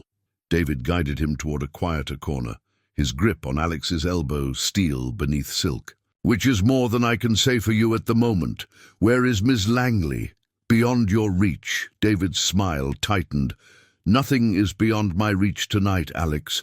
Not after the demonstration." A security guard approached, offering David a company ID badge. Alex's own, deactivated when he'd been removed as CEO. The Mercer Tech logo gleamed mockingly in the recessed lighting. "A souvenir," David said, pocketing it. "Now shall we discuss terms? I assume you want to see your nieces." "I want them released. Immediately." David chuckled. "After 15 years of partnership, you still don't understand negotiation. You're not in a position to make demands." He nodded toward the gathering crowd. "Do you recognize our special guests? General Harrington, Senator Klein, Director Chambers from DARPA, people who understand the value of what we've created?" Alex scanned the room, recognizing faces from defense contractors, intelligence agencies, and military research divisions. "You're selling them my nieces." "I'm selling them the future," David corrected. "Predictive intelligence with human intuition and machine precision, the ultimate decision-making tool. They're children, David. They're assets, uniquely qualified assets that cost millions to develop." David's voice hardened. "Assets that your sister nearly compromised with her maternal sentimentality." The casual confirmation of Melissa's murder sent a surge of rage through Alex, but he controlled it. The girls needed him clear-headed. "Let me see them." David studied him, then nodded. "Of course. They're your family after all." and seeing them might help you understand what we've accomplished. They moved toward the private elevator at the rear of the house, David dismissing the security team with a gesture. This is a family reunion. Give us some privacy. In the elevator, David pressed his palm to a biometric scanner, then entered a complex code. You always were the technical genius, Alex, but I was the visionary. I saw the potential in your work that you never did. You saw a way to exploit children with abilities you wanted to control, Alex countered. The elevator descended past the main basement level, past the wine cellar, stopping at a sub-level Alex hadn't known existed. The doors opened to reveal a gleaming laboratory space, white walls, stainless steel fixtures, advanced equipment bearing the Mercer logo throughout. And in the center, just as Tommy had drawn, two reclined chairs with neural interface arrays suspended above them. Empty now, but the equipment hummed with readiness. Where are they? Alex demanded. Resting, David replied, leading him through another doorway to a smaller room. The integration process is taxing. They need to conserve energy for the demonstration. The room contained two hospital-style beds, separated by monitoring equipment. On them lay Emily and Sarah Mercer, looking both familiar and strange. Older than in their missing photos, thinner, their faces bearing a maturity no 10-year-old should possess. Alex rushed forward, heart pounding. Their eyes were closed, breathing steady, small arms resting atop white blankets, identical in features but distinct in subtle ways. Emily's hair slightly longer, Sarah's expression more solemn even in sleep. Don't wake them, David cautioned. The sedation is carefully calibrated. What have you done to them? Alex whispered, gently taking Emily's limp hand in his, enhanced them, refined their natural abilities, given them purpose. David sounded genuinely proud. They're remarkable, far more powerful than we anticipated, especially working in tandem. A series of monitors displayed their neural activity, complex patterns that pulsed and shifted in perfect synchronization. Alex recognized the underlying algorithms, his work, perverted to this unthinkable purpose. The interface connects directly to their visual cortex and limbic system, David explained. When fully integrated, they can predict market shifts, security, threats, technological developments, anything with human consequences, with 98.7% accuracy. And the cost? Alex asked, his voice breaking. What's the cost to them? David shrugged. Some discomfort, occasional sensory overload, a small price for what they provide. And when they resist, when they try to hide what they see, a shadow crossed David's face. Resistance is counterproductive. Dr. Whitaker developed protocols to ensure compliance. Alex heard the euphemism for what it was, torture disguised as treatment. His fingers tightened around Emily's small hand. I'd like a moment alone with them. 2 minutes, David conceded. Then we need to prepare them for the demonstration. He checked his watch. Guests are arriving. It's going to be a historic night, Alex. You should be proud. As David stepped out, Alex bent close to the girls, whispering urgently, Emily, Sarah, it's Uncle Alex. If you can hear me, I'm going to get you out of here. Help is coming. Neither child stirred, but the neural monitors registered a subtle spike in activity. Somewhere beneath the sedation, they heard him. Alex slipped his hand into his pocket, fingers closing around Melissa's neural dampener.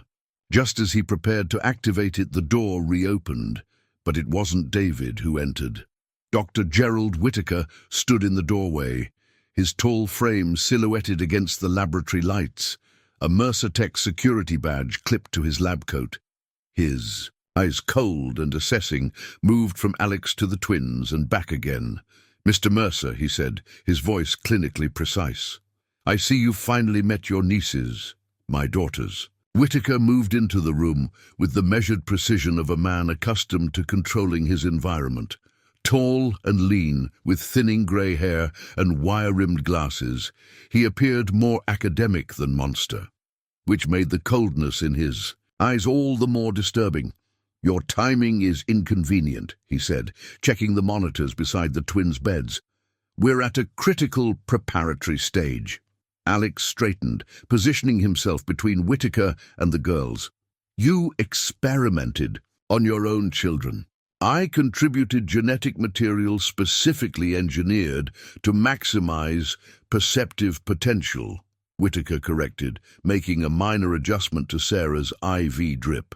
Dozens of candidates received similar donations. These two proved the most promising. You manipulated my sister, Alex said, bile rising in his throat. Used her as an unwitting surrogate for your experiments. Miss Parker, or Mercer as you knew her, was carefully selected for her family history of heightened intuition. As were you, Mr. Mercer. Whitaker's clinical gaze assessed him. Your sister's abilities manifested in traditional ways. Yours, channeled into technological innovation, an interesting divergence in expression. The calculated breeding program described so dispassionately made Alex's skin crawl. You're talking about human beings, children. I'm talking about evolutionary advancement, Whitaker replied. Natural selection accelerated through scientific intervention.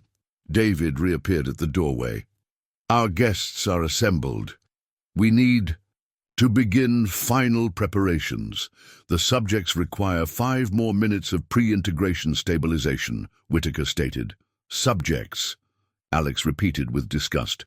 They have names, Emily and Sarah. Designations assigned by their maternal guardian. Whitaker said dismissively, their true identity is defined by their function. As the two men conferred about technical details, Alex felt a slight pressure against his hand.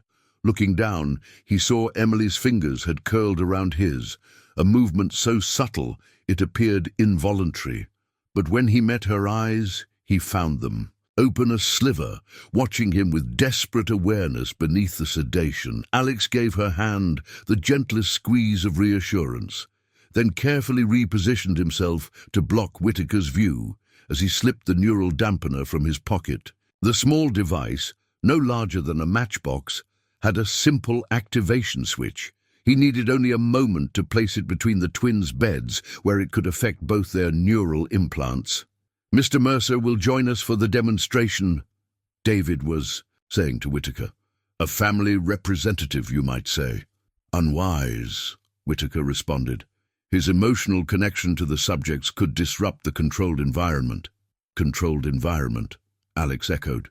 Is that what you call kidnapping? Experimentation and exploitation? David's expression hardened. I call it progress, Alex. The same progress you championed when it was theoretical.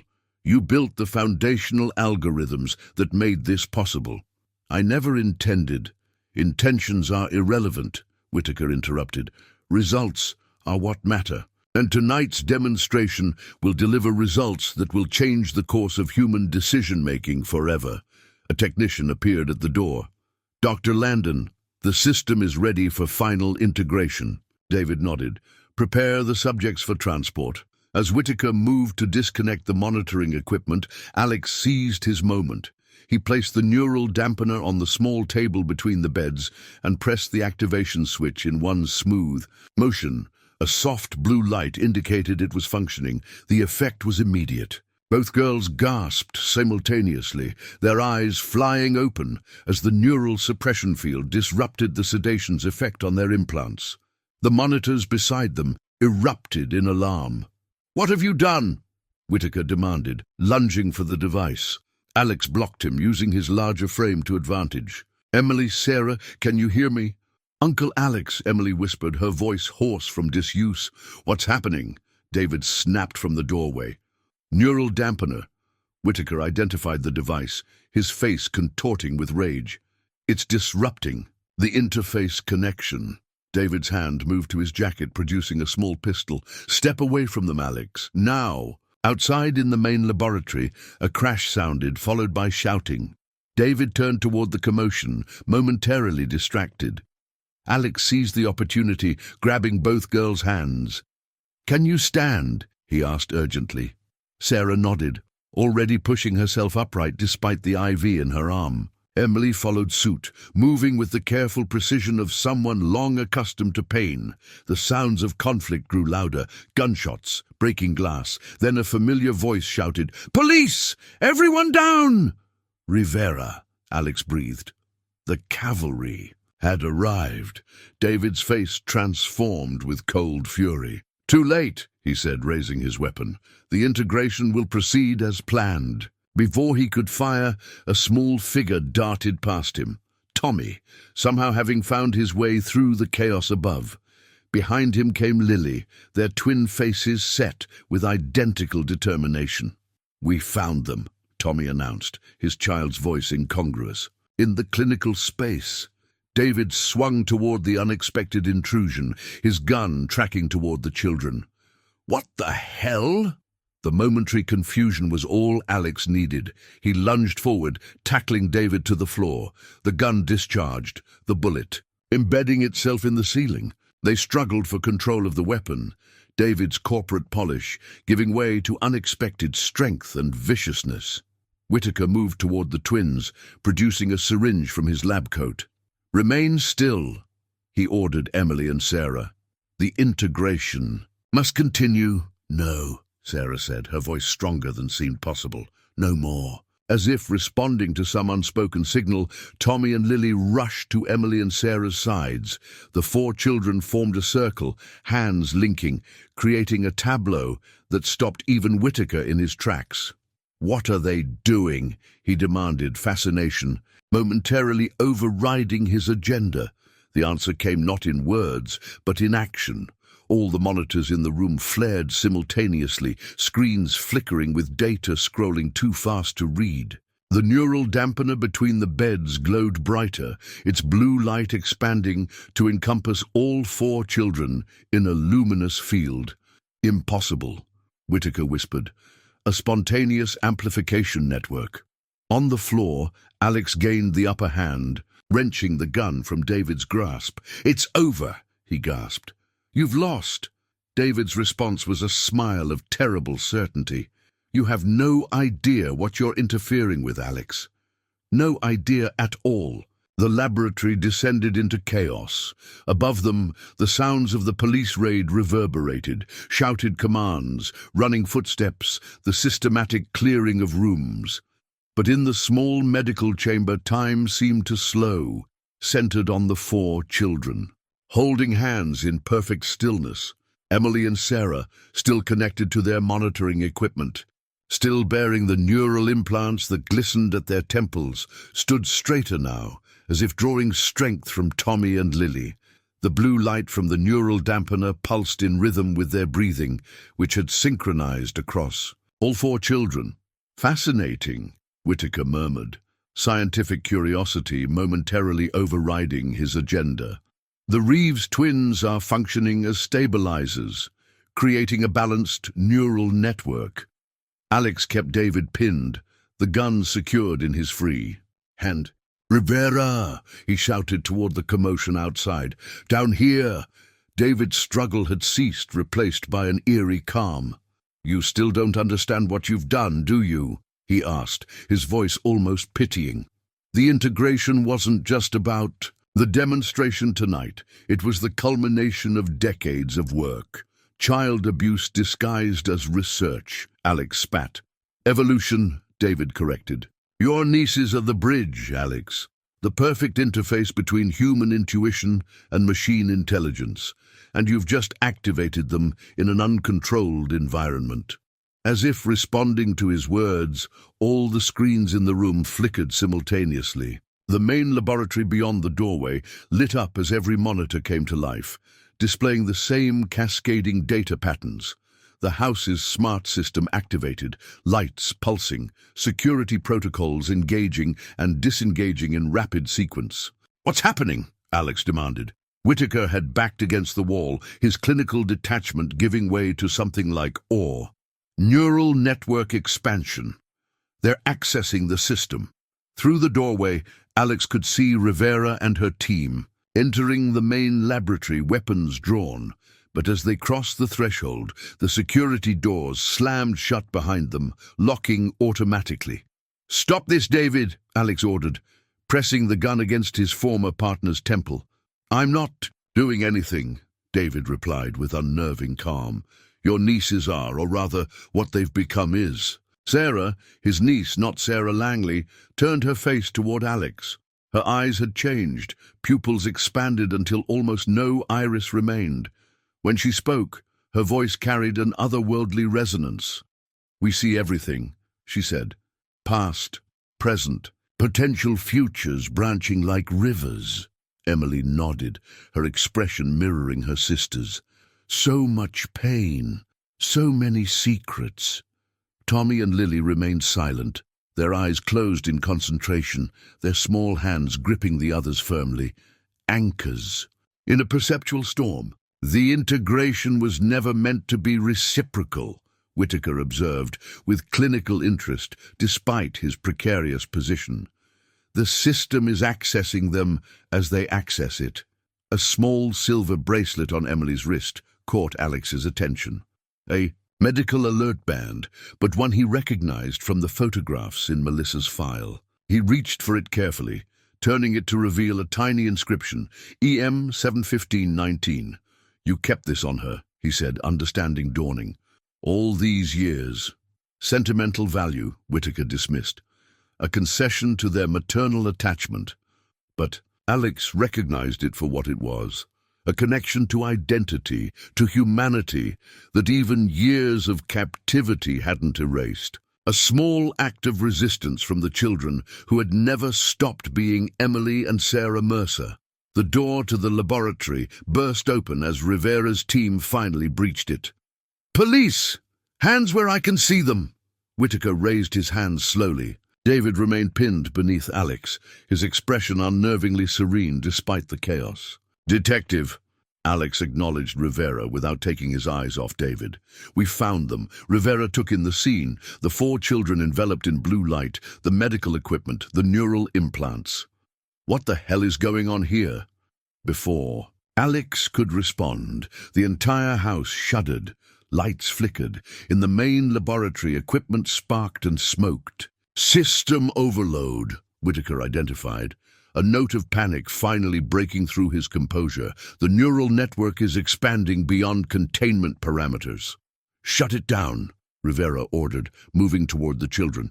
"We can't," David said, almost laughing. "That's what I've been trying to explain. Once activated, the integration follows its programming to completion. Either the subjects fully merge with the system, or—" Another violent shudder ran through the building. Alarms blared throughout the house. "Or what?" Alex demanded. "Or the fail-safes activate," David finished. "The entire system purges data, hardware, and biological components." "They'll die," Alex translated, horror washing through him. "Martha." Reeves appeared at the doorway, having somehow navigated the chaos above. She assessed the situation with one glance, then moved with surprising speed to the children. "Tommy, Lily," she called softly. "Remember what we practiced. Find the center." The twins nodded without opening their eyes, their grip on Emily and Sarah's hands tightening. "What are they doing?" Rivera asked. "Creating a safe path out," Martha answered cryptically. "The knowing works both ways. It can see futures, but it can also choose which one to follow." Alex turned to Whitaker. "How do we remove the implants?" "Safely, you don't," the doctor replied. "The neural interfaces are fused with their neural pathways after years of integration. Removal would cause catastrophic brain damage." "There has to be a way," Alex insisted. Emily spoke again, her voice eerily calm. "We can show you. We've seen it." "The dampener," Sarah added, nodding toward the still glowing device. "Mom made it to help us disconnect." The mention of Melissa, spoken so naturally, as if the girls had maintained their connection to her memory, despite everything, struck Alex like a physical blow. "Tell me what to do," he said. As another alarm blared, the house's automated voice announced, "Critical system failure. Emergency protocols activated. Containment procedures initiating in 60 seconds. David's smile widened. "Too late," he said. "The purge has begun. Containment procedures initiating in 50 seconds. The automated countdown echoed through the laboratory as Rivera's team secured Whitaker and took control of David. Alex handed the gun to Rivera, his focus entirely on the 4 children still, locked in their silent communion. "What do we need to do?" he asked Emily and Sarah. "The dampener needs to be recalibrated," Emily replied, her voice still carrying that unsettling resonance. "It's fighting the wrong frequency." Sarah nodded. "Mom designed it for the old implants. These are version 4. Alex examined the small device, finding a series of tiny dials along one edge. "How do I adjust it?" "We can see the correct settings," Emily said. "But we can't break the circle to show you." Martha stepped forward. "Let Tommy guide you. He can see what they're seeing." The young boy nodded, his eyes still closed. "Turn the first dial 3 clicks to the right," he instructed. "The second, dial all the way left, then back 2 clicks. Containment procedures initiating in 40 seconds. Alex's fingers worked frantically, following Tommy's precise instructions. The blue light emanating from the dampener flickered, changing subtly. "In hue, 3rd dial between the red and blue markers," Tommy continued. "4th dial to match the pulse of our breathing." Rivera had organized her team to secure the room and David's guests upstairs, but now she returned, her expression grim. "The building's security system is locked down completely. Exit doors won't respond. Communications are jammed." "It's the purge protocol," David explained, almost cheerful despite being handcuffed. "Quite thorough, designed to eliminate all evidence if compromised, including dozens of innocent people," Alex snapped. "Collateral coverage," David corrected. "Nothing personal.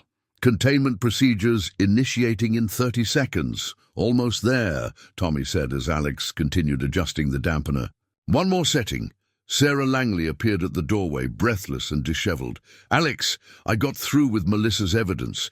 FBI is mobilizing, but—" She took in the scene, her eyes widening at the sight of the twins. "Oh my God. Emily? Sarah?" "The final dial," Tommy insisted urgently, "all the way to the right, until it clicks twice." Alex complied, and the dampener's light stabilized to a steady, deep blue. "Now what?"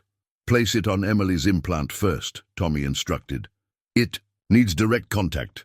Containment procedures initiating in 20 seconds." Alex carefully positioned the device against the metallic interface at Emily's temple. She gasped, her back arching as if in pain, but Tommy gripped her hand tighter. "Hold on," the boy urged. "Follow our light back." The implant at Emily's temple made a soft clicking sound, then detached from her skin with a wet, unsettling release. Alex caught it before it could fall, surprised by its weight, a complex mechanism of metal and circuitry now inert in his palm. "Sarah next," Emily whispered, her voice her own again, a child's voice, weary but human. Alex moved the dampener to Sarah's implant.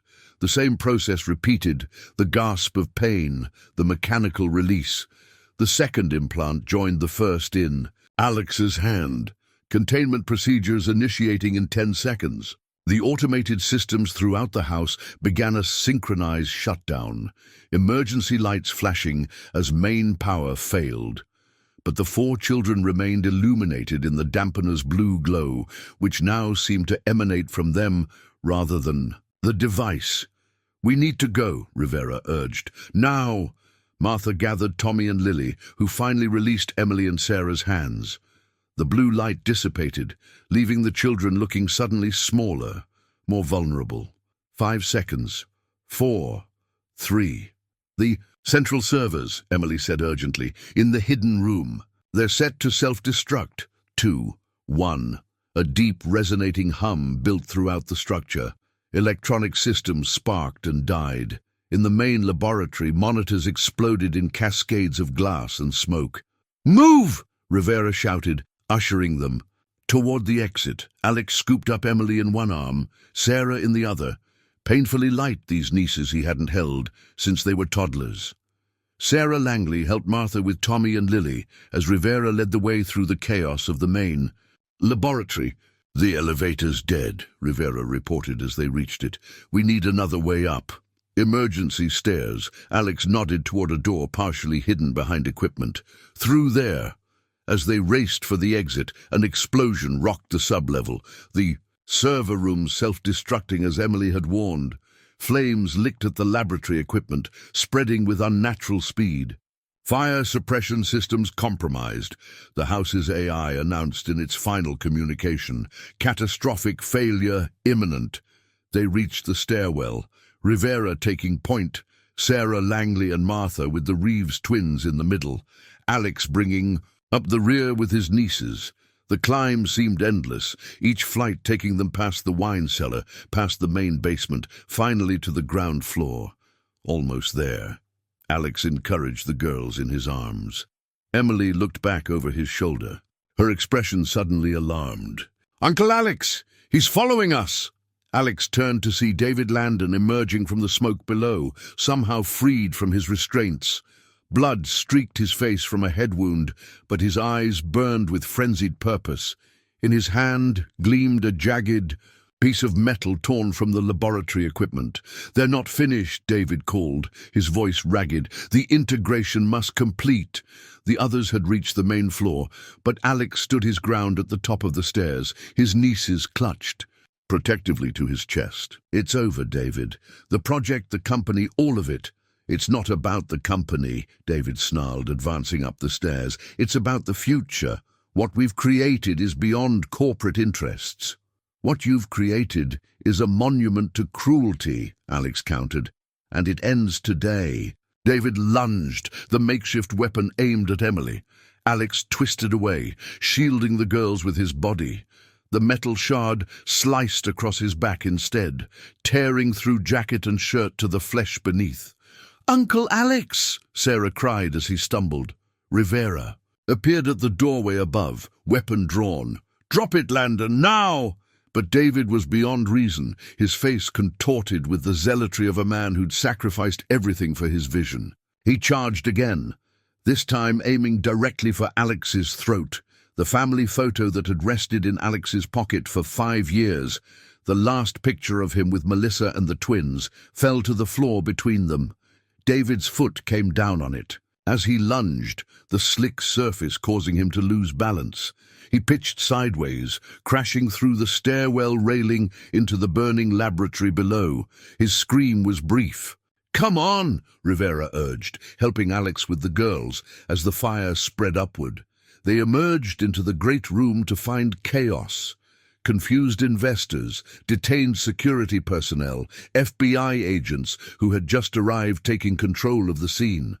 Outside, emergency vehicles' lights painted the night in urgent red and blue. As paramedics rushed to take Emily and Sarah, the girls clung to Alex.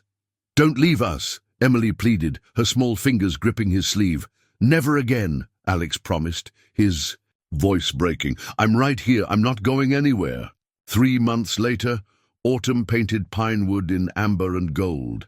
Alex sat on Martha Reeves's front porch, a mug of coffee warming his hands against the morning chill.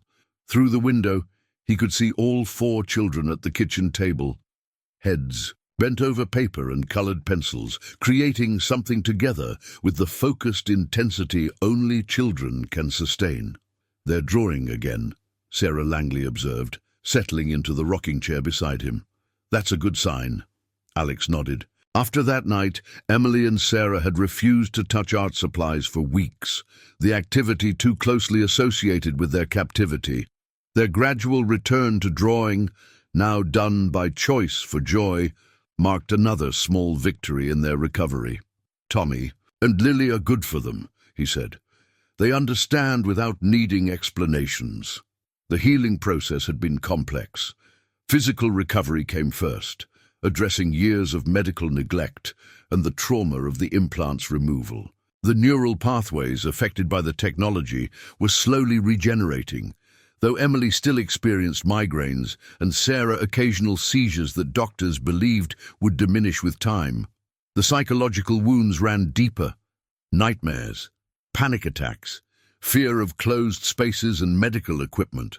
Trust issues that manifested in heart-wrenching ways, like how for weeks they'd hoarded food in their bedroom, uncertain when their next meal would come.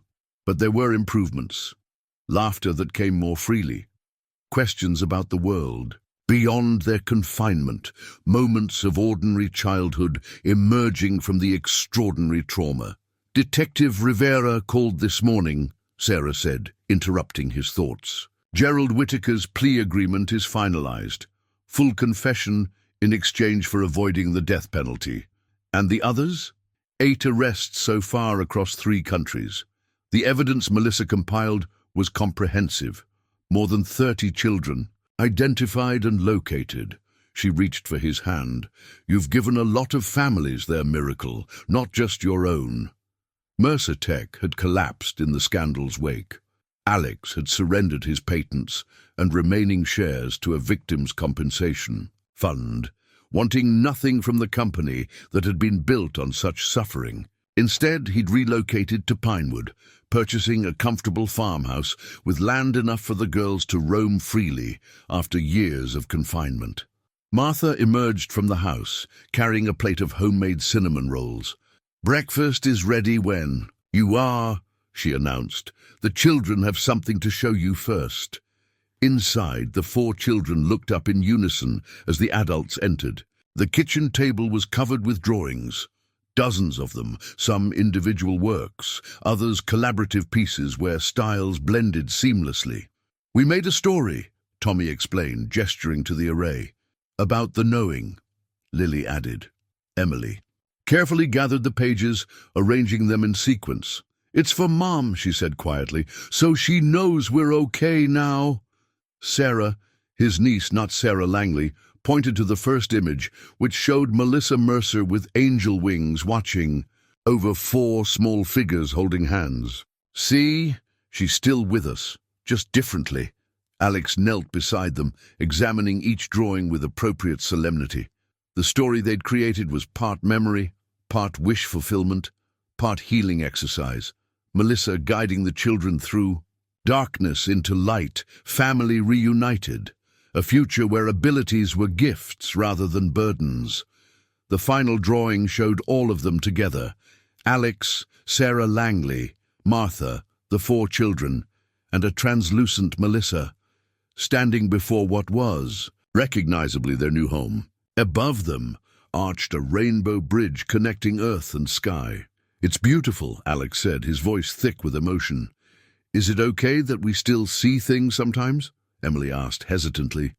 "Not like before, but feelings, pictures in our heads." "More than okay," Alex assured her. "It's part of who you are, part of your mother, too."